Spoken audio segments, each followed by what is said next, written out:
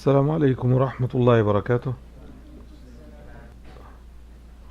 We will resume from ayah number 102 from Surah Al-Baqara, Surah number 2. أعوذ بالله من الشيطان الرجيم. We know that ayah number 101 talked about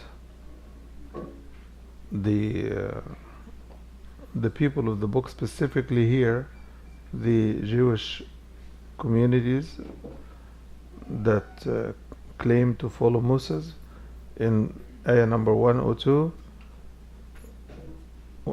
in ayah number 101, ayah number 101 says that when a messenger came unto them, confirming what is with them, some of them, a group of them, they turned away or threw away or left behind the book of Allah behind their backs, as if they do not know, which means we said that the story is that the Jews, they were using their book to chastise the polytheists and the idol worshippers in Mecca, telling them that a prophet is coming from within our community, meaning the Jewish community, and when he comes, we will tear you apart and will kill you as Ad and Thamud.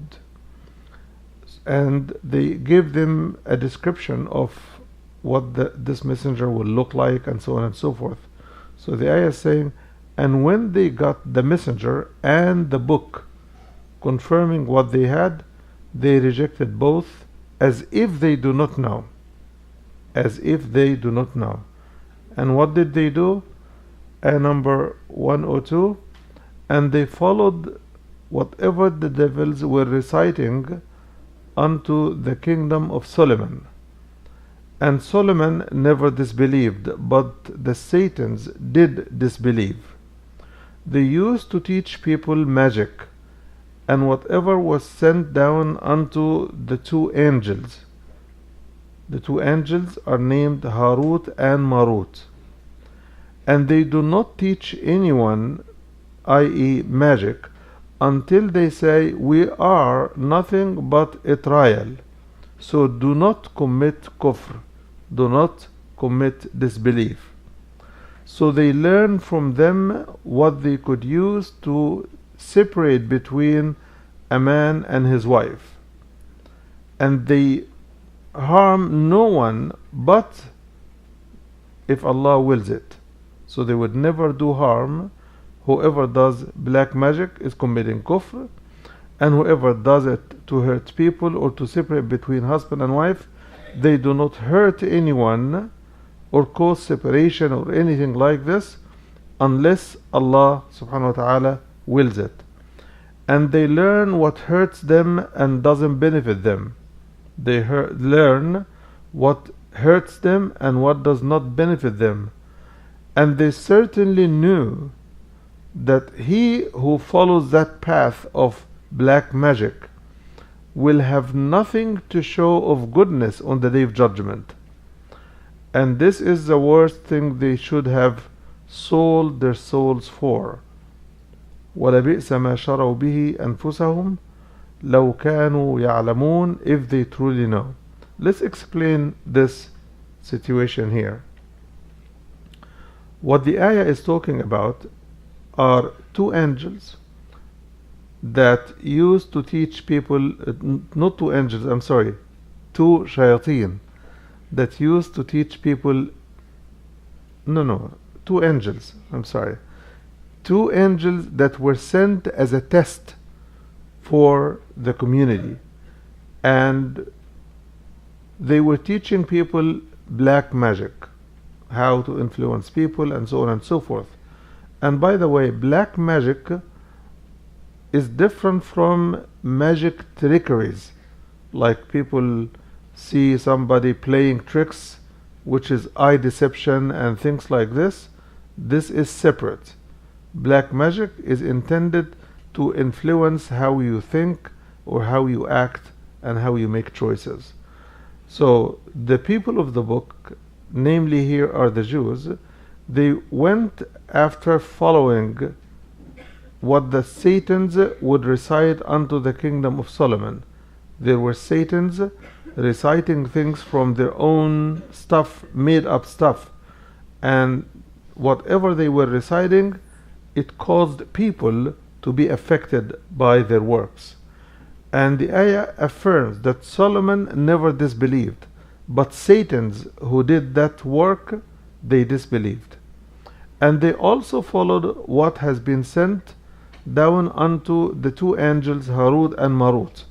Harut and Marut used to teach people black magic, not magic, black magic. And they do not teach anyone without telling him, we are a test. Don't commit disbelief. Don't commit kufr. We are here to test you. And if you follow what we're teaching, you commit kufr.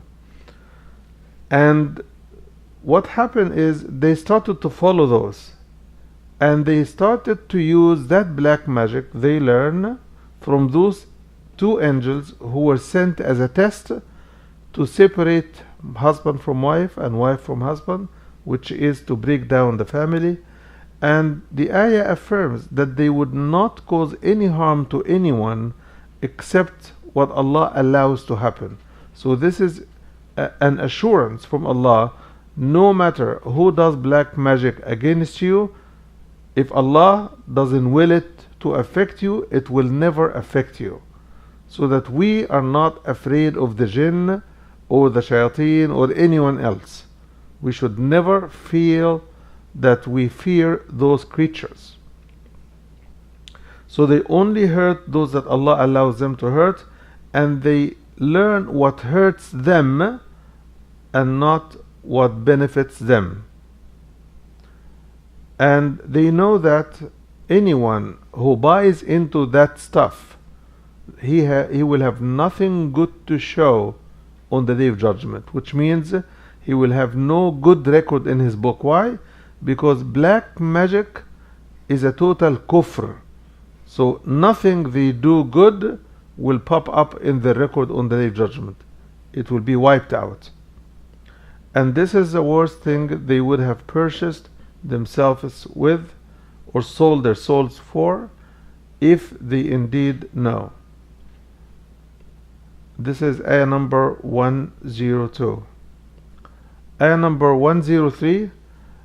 And were it for them that they would commit to belief and to commit to God observance, وَلَوْ أَنَّهُمْ آمَنُوا وَاتَّقَوْا لَمَثُوبَةٌ مِّنْ عِنْدِ اللَّهِ خَيْرٌ لَوْ كَانُوا يَعْلَمُونَ. It would have been better for them if they had believed and if they had been observant of Allah's rules and if they had avoided listening to these two testing trial angels.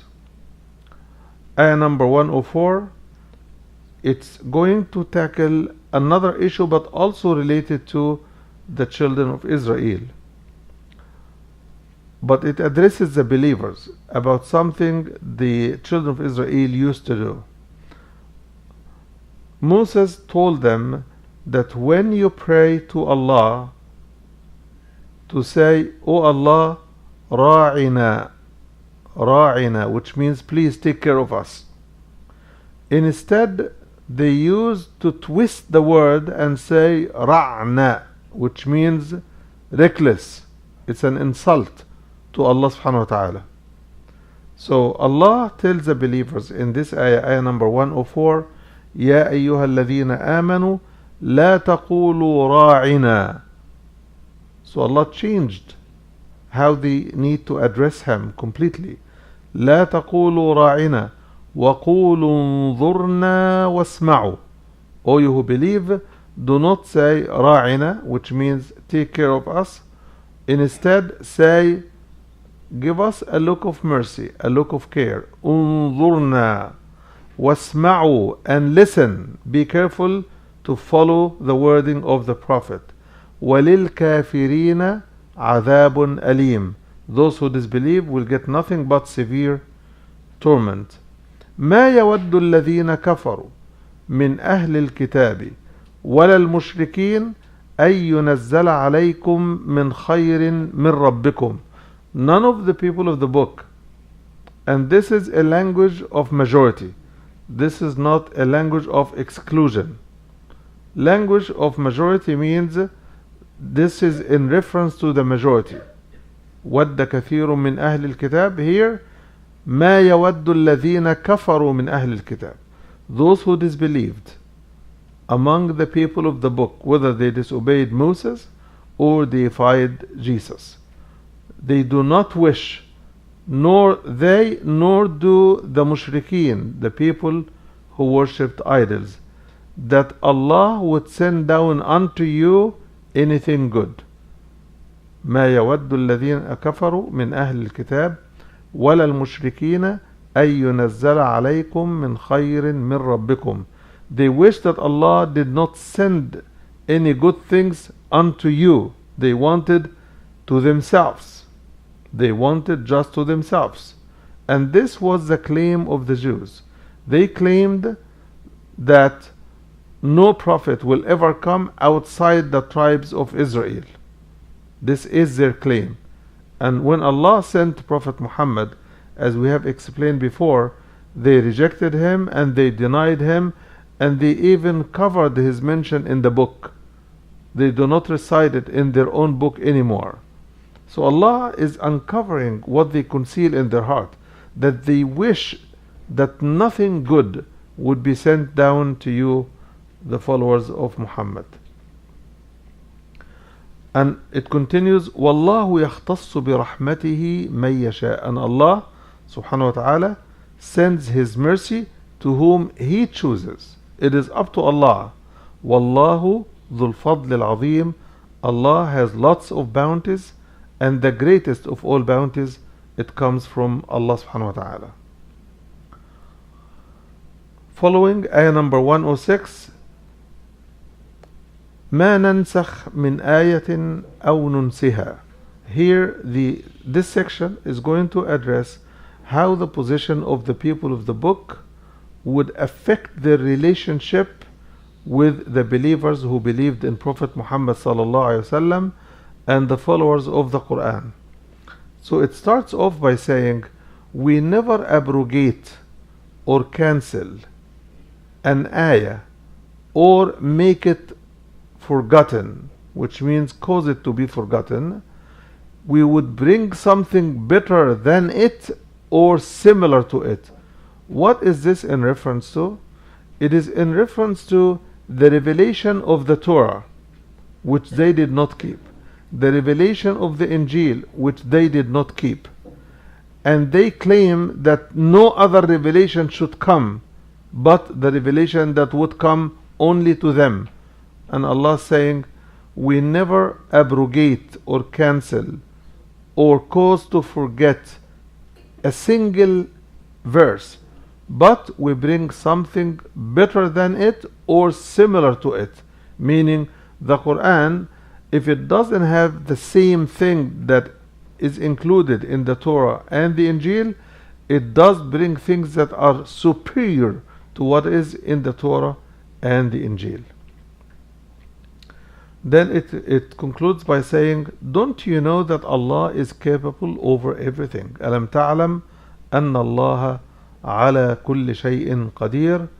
Ayah number 107, أَلَمْ تَعْلَمْ أَنَّ اللَّهَ لَهُ مُلْكُ السَّمَاوَاتِ وَالْأَرْضِ.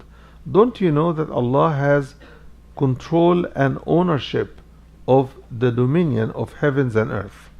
Don't you know that Allah has knowledge and dominion and control over heavens and the earth? وَمَا لَكُمْ. You people of the book, you children of Israel, you Jews and Christians, وَمَا لَكُمْ مِن دُونِ اللَّهِ مِن وَلِيٍّ وَلَا نَصِيرٍ. You have no protector, nor do you have any helper to help you against Allah subhanahu wa ta'ala.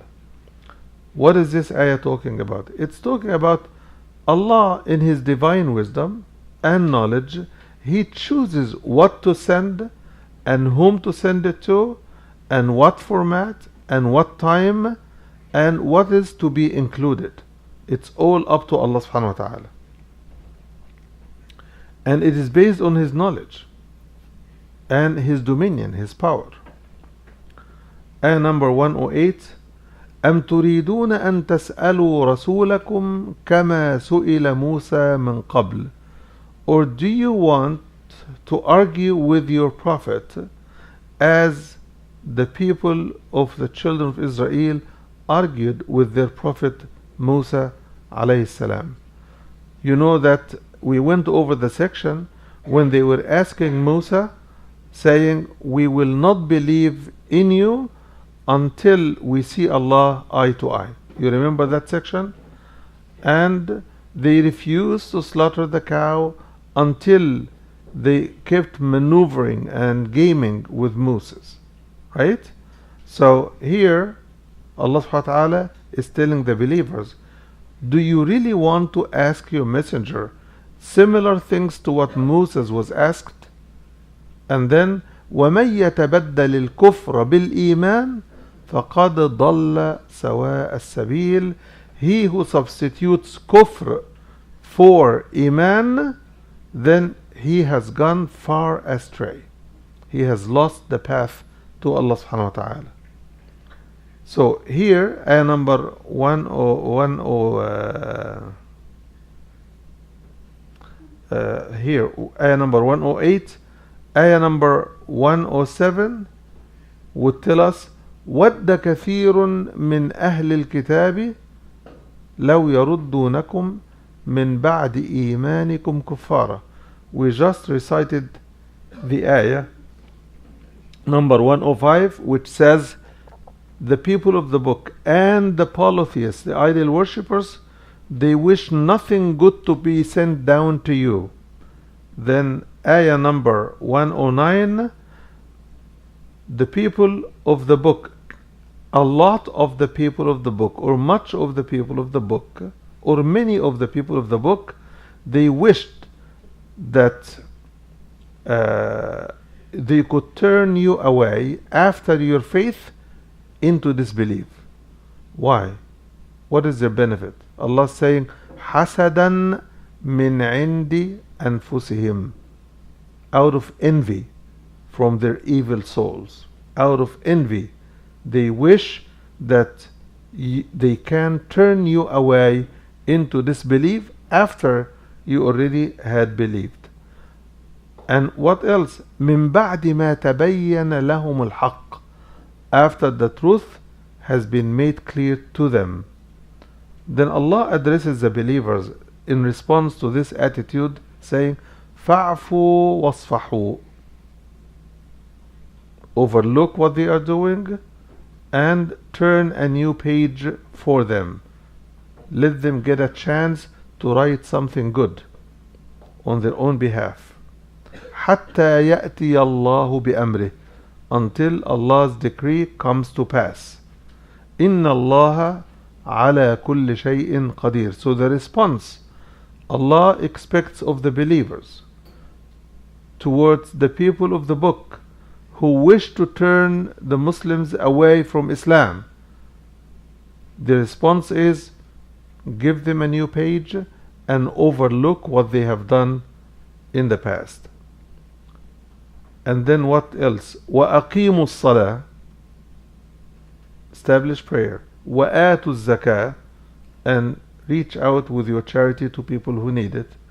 And وَمَا تُقَدِّمُوا لِأَنفُسِكُم مِّنْ خَيْرٍ تَجِدُوهُ عِنْدَ اللَّهِ, whatever goodness or righteousness deeds that you present or offer, you will find it with Allah subhanahu wa ta'ala. So even not only forgive them, not only overlook, not only open a new page, but Allah is saying, whatever you do of prayer or charity, all of this will be counted for you and will be recorded for you. And then it says, إِنَّ اللَّهَ بِمَا تَعْمَلُونَ بَصِيرٌ. Allah is fully aware and sees fully all what you're doing. Ayah number 111, وَقَالُوا لَن يَدْخُلَ الْجَنَّةَ إِلَّا مَنْ كَانَ هُودًا أَوْ نَصَارًا. And they said, the people of the book, Jews and Christians, they said separately and some of them together, nobody will enter into paradise except if he's a Jew. And the Christian said, nobody will enter into paradise unless he is a Christian. So, in combination, as people of the book, the Quran summarizes their position as saying, and they said, no one will enter into paradise unless he were a Jew or a Christian. And the Quran, Allah answers, says, Tilka amaniyuhum. This is nothing but their wishful thinking. Tilka amaniyuhum. This is what they wish, that nobody will enter paradise but them. And then it says, Qul, say, O Muhammad, Hatu burhanakum. Bring your proof if you are really truthful. In kuntum sadiqeen. And then it establishes the criteria. It says, Nay, Bala man aslama wajhahu lillah wa huwa muhsin. He who submits and directs his face towards Allah while he is a believer, a true believer, he will have his recompense and reward with Allah. فَلَهُ أَجْرُهُ عِنْدَ رَبِّهِ. And there shall never be fear upon them, nor shall they grieve.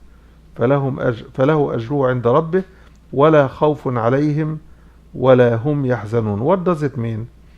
It means that the criteria for entering paradise has nothing to do with any claim anybody makes. You are from the children of Israel, you are a Jew, you are a Christian, you don't have a monopoly over paradise. So what is the entry ticket? The entry ticket is he who submits and directs his face towards Allah, he will have his reward with Allah, and he shall never fear, nor shall he grieve. This is the rule and the ticket that takes a person to paradise. Now I want to explain the issue of directing one's face to Allah. What does it really mean, and what is this really trying to tell us? You know that when I see something to my right here and I want to examine it, what it is, what do? I turn right, right? You see, when I turn my eyes right, it pulls my head with it, right? If any of you is driving or even sitting in a car while it's running, if you see something and you want to keep looking at it, you keep turning your head as the car is moving, right? Where is your head turning to? It's turning to what is of interest to you, whatever this is, right? And if you realize, as you turn your eyes to your right, your head will turn to your right, and your shoulder and body will turn with it, even to a lesser degree. Which means what? Turning your head towards Allah means turning your whole life and your whole direction, not just turning your eyes to Him or turning your face to Him. It means that Allah is at the forefront and the center of your focus and your attention. This is what it means for someone to turn his face towards Allah. Another example that will give you a clear picture of what this is, if a person is holding a camel from his nose, as the rope is tied to his nose, right? And you hold the rope, wherever you go, right or left, the camel turns his head with you. Otherwise, it hurts his nose. So he keeps following. And wherever he turns his head, his body also turns. Right? So the meaning here is that the whole direction of your life should turn only towards Allah. This is significant because the concept of Qibla, you know the word Qibla? Right? It is the direction of prayer, right? The whole concept of Qibla, when we pray, we are told we must keep our direction towards what? The Kaaba, right? This is significant. Why? Because when your direction is focused in one place, it is easier to focus, right? But if you keep turning your eyes right and left, your prayer is gone. You can't. So turning your eyes away from Allah will turn your head, will turn your body, and will distract your attention. So turning towards Allah is not a matter of physical concept. It's a matter of direction towards His Word, towards His book. And that's why the Quran is the most important reference that we will ever turn our eyes to. Why? Because it directs us towards Allah. Where Allah wants you to be, you should go. It is like a camel pulled by the rope. Is this clear? This was ayah number 112. Ayah number 113, listen to this carefully. وَقَالَتِ الْيَهُودُ لَيْسَتِ النَّصَارَى عَلَى شَيْءٍ. The Jews said that Christians have no grounds to stand on. They have no foundation. They claim Jesus is an impostor. He is no prophet of God. We examined him and he didn't prove it to us that he is a prophet.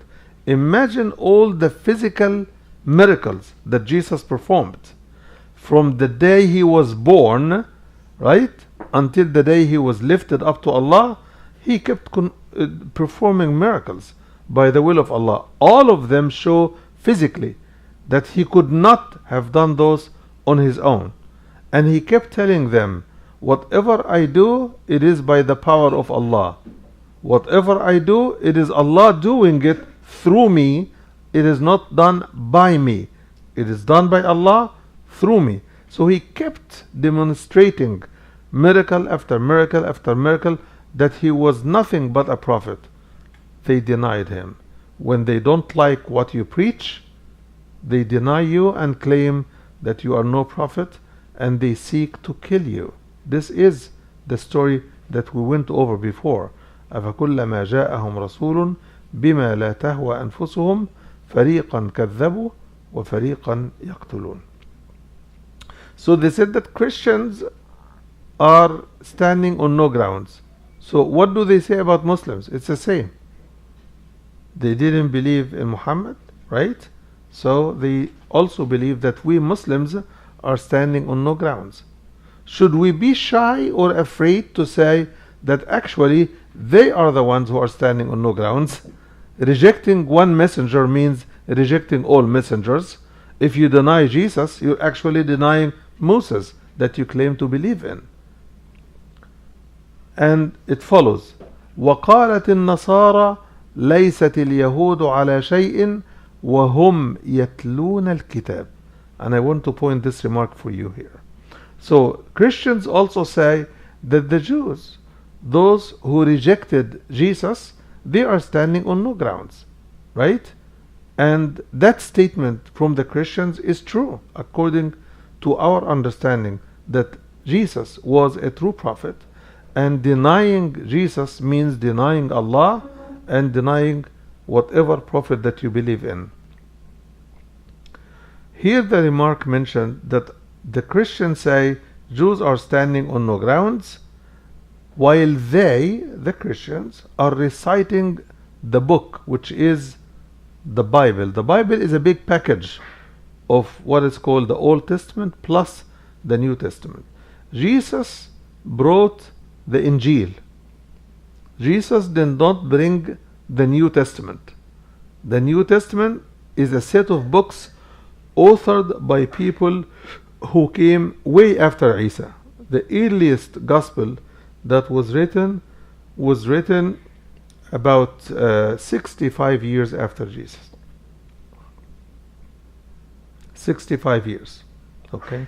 We explained this in the beginning of Surah Al-Baqara. So the Quran here is saying the Christians who use the book of the Jews, meaning the Torah, as a foundation for their faith and for their law, because Jesus did not bring a new law, he just revived the faith, and he brought spirituality and he brought miracles to turn the heads of the children of Israel towards Allah subhanahu wa ta'ala. So the ayah is saying the Christians, even though they are using the book that is held as sacred by the Jews, they are using it as reference for their own faith and for their own law. They are claiming that the Jews are standing on nothing, which means this is incredible, this is not right. Okay? So the ayah likens that exchange with that which was said by communities before them. So it says, كَذَلِكَ قَالَ الَّذِينَ لَا يَعْلَمُونَ مِثْلَ قَوْلِهِمْ. This is what is said by people. Who are the people who do not know? It is the idol worshippers, the pagans of Mecca, who rejected the Prophet ﷺ, and they did not believe in neither Moses or Jesus or anybody else. But they claimed and they understood that the Jews were people of the book, they were learned, and that's how they went to check with them about Prophet Muhammad ﷺ, as we explained before. So it says, كَذَلِكَ قَالَ الَّذِينَ لَا يَعْلَمُونَ مِثْلَ قَوْلِهِمْ. People who do not know, they said similar stuff, right? فَاللَّهُ يَحْكُمُ بَيْنَهُمْ يَوْمَ الْقِيَامَةِ فِيمَا كَانُوا فِيهِ يَخْتَلِفُونَ. Allah will judge between them in matters they disputed on the Day of Judgment. Very important.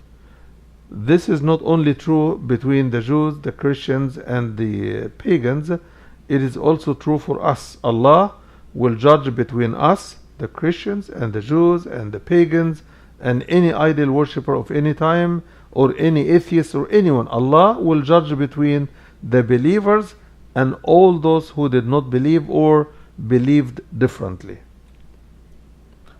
Then ayah number 114, وَمَنْ أَظْلَمُ مِمَّنْ مَنَعَ مَسَاجِدَ اللَّهِ أَن يُذْكَرَ فِيهَا اسْمُهُ.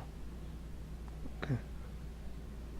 Who is more of a wrongdoer than the one who stops people from praising Allah and mentioning His name, holy names, in His mosques? In reference to what? In reference to the attack of the pagans on the Prophet ﷺ while he was praying in the Masjid Haram in Mecca, and Abu Bakr radiallahu anhu arda. They attacked them. They attacked them and they beat Abu Bakr so bad that he almost got unconscious as a result. But Allah saved his life. Radiallahu anhu arda. So the ayah here is saying, who is more of a wrongdoer than the one who prevents people who are coming to the mosques of Allah, the houses of Allah, to remember and mention and praise Allah subhanahu wa ta'ala. And وَسَعَى فِي خَرَابِهَا.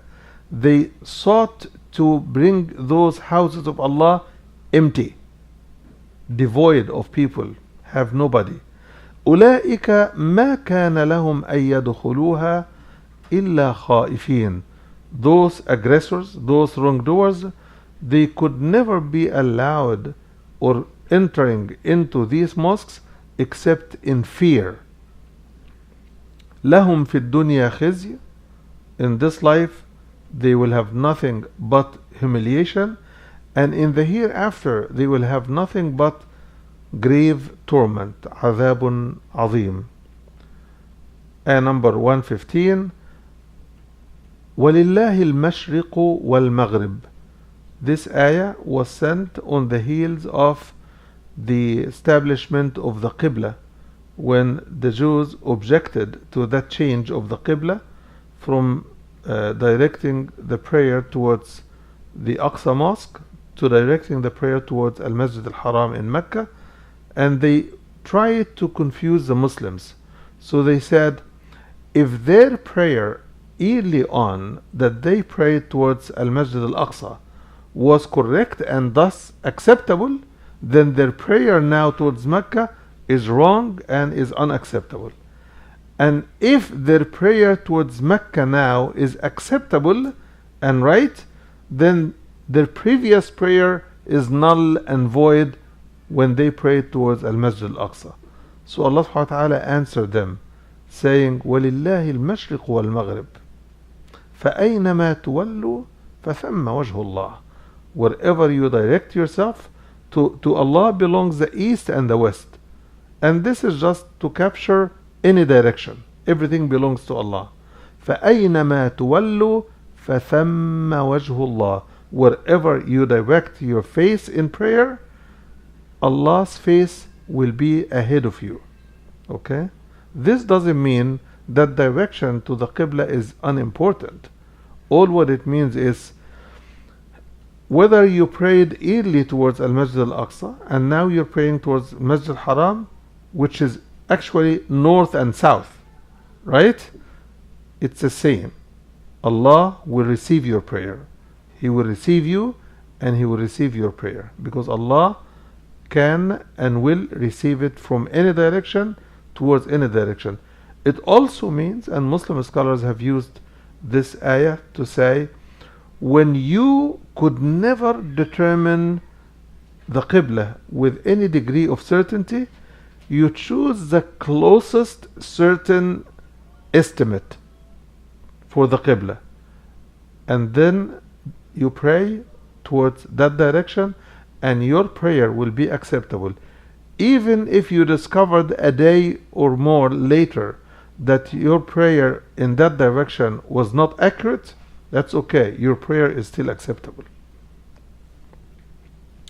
Because when we direct our face to the Qibla, to the Kaaba, we are not with the intention that we pray for the Kaaba. We're praying to the direction of the Kaaba, but we're praying to Allah. So our direction is towards Allah, and that's why your prayer is acceptable even if you miss the direction 1 degree here or 1 degree there for lack of ability to be certain. And then it says, Inna Allah wasi'un alim. Allah is vast and full of knowledge. I will stop here to take some of your questions, if I may. And this will be ayah number 115 that we finished. And inshallah next time we will take ayah number 116. Yes.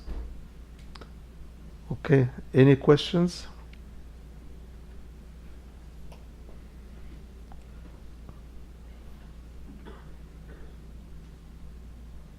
So you understood everything, right? Any question? Going once? Yes, you. Yes, it does. The question was, you spoke about black magic as prohibited. Does fortune telling qualify as kufr, as black magic? And the answer is yes. Not only the person who does it, but the person who seeks it is committing kufr. So when you go to palm readers, if you are a tourist in Florida, there's a lot of them, right? If you go to palm readers, if you go to people who read what they call the cup or the mug of coffee, that also qualifies as shirk. Okay, yes. The thing that the toy shake it answers a question that shows you a random answer. No, this is deception of the eye. It's a trick. Okay? It's not even similar to black magic. Black magic doesn't seek to influence just your eyes. It seeks to influence your brain. Yes. Okay, very good questions. Any other question, sisters, brother? Yes, Abdurazak. Another question. Who first founded black magic? Like, who first started it? Black magic was started by these two angels who were sent to test the faith of people, and they were teaching it to people, and Satan's learned from them, and they told them, do not follow this because it's kufr, but Satan's followed it and practiced it. Okay? And Satan's teach it to people. That's how they got what? Yes. Yes, you had a question? Alaikum salam. Christians believe that Jesus is crucified for their sins. Yes. And I just want to know what us Muslims believe how Isa and Islam like died. Because I don't really know. Yeah, Isa was not killed and was not crucified. Jesus was never killed, nor was he crucified. Okay? What happened to him is that Allah subhanahu wa ta'ala made one of his followers who betrayed him, Allah made him look like Jesus. And he was taken by the Romans thinking that they caught Jesus. And they put him on the cross thinking they are crucifying Jesus. He looked like Jesus to the audience and those who were watching, right? Including his mom, including his mom's friend. Okay? So Jesus never went on the cross, he was never crucified. And that's why when you read what is in the Bible regarding the person who was put on the cross, you will find that he is questioning Allah. He is questioning Allah subhanahu wa ta'ala. He is saying, God, God, how come that you forsake me? Why did you forsake me? Which means, why did you let me down? Jesus would never ask Allah such kind of question. Do you understand? So what happened to Jesus? Jesus was lifted up by Allah to heaven. He was lifted up to heaven. Muslim scholars have some disagreement, which is quite a minor disagreement. Some say he was put to death and then he was lifted up. Some say he was lifted up alive, and then when he went to Allah, nobody knows what his situation is. And some say, no, he is alive with Allah, and all of them agree that he will come back. So what Muslim scholars agree are the following: he was lifted up to Allah, he was not crucified, he was not killed, and he will come back. Was he put to death before being ascended to Allah or not? It's a matter of dispute. But this is immaterial, which means it doesn't affect the fate of Jesus when he was lifted up by Allah subhanahu wa ta'ala. Okay? Very good question. Any other question? Yes. What are some of the practices that the Prophet would do to protect himself from black magic? What are some of the things that a person may do to protect himself or herself from the influence and the effect of black magic? Number one, in the hadith of the Prophet, peace be upon him, he says that reciting Surah Al-Baqara and Al-Imran would give you a shield against black magic. It should protect you fully from black magic. It says, لا تستطيعهما البطلة أي السحرة. So those who do black magic, they cannot do anything to penetrate through Surah Al-Baqarah and Surah Al-Imran. If you read them constantly, you are shielded, you are protected. Okay? So this is the way to protect yourself. Besides, of course, being obedient to Allah, keeping up with your prayer, always keeping your wudu as often as you can, right? Keeping up with prayer on time is very important. Okay? Not use foul language or deceptive actions or anything like this. This will keep you, so you have to be a righteous person and then use the shield and set the shield as often as you can. Okay? Also, the Prophet ﷺ says that the devil runs away from the house in which Surah Al-Baqarah is recited. The shaitan, which is the one that carries the magic, the black magic, to give it effect and to keep using it, the shaitan would run away from the house in which Surah Al-Baqarah is recited, meaning on regular basis. It means the entire surah, and you read all what you could. Who knows how much you could? Allah. Yeah, does playing Surah Al-Baqarah by any electronic means equal my recitation to Surah Al-Baqarah? The question has the answer. If it seemed equal, there would have never been a question. Right? So the question has the answer. That definitely I get rewarded for reading the surah. Besides, Allah subhanahu wa ta'ala says, وَإِذَا قُرِئَ الْقُرْآنِ فَاسْتَمِعُوا لَهُ وَأَنصِتُوا. So what will come closest to my recitation is if I turn it on and zoom in and focus on and pay attention to the recitation I'm listening to. So whom do we turn the recorder for? We should return it for ourselves, for our benefit, right? So إذا قرأ القرآن فاستمعوا له وأنصتوا. Any question? Oh, okay. They will pray in 1 minute. So we'll close here, and next time inshallah ayah number 116. Thank you very much.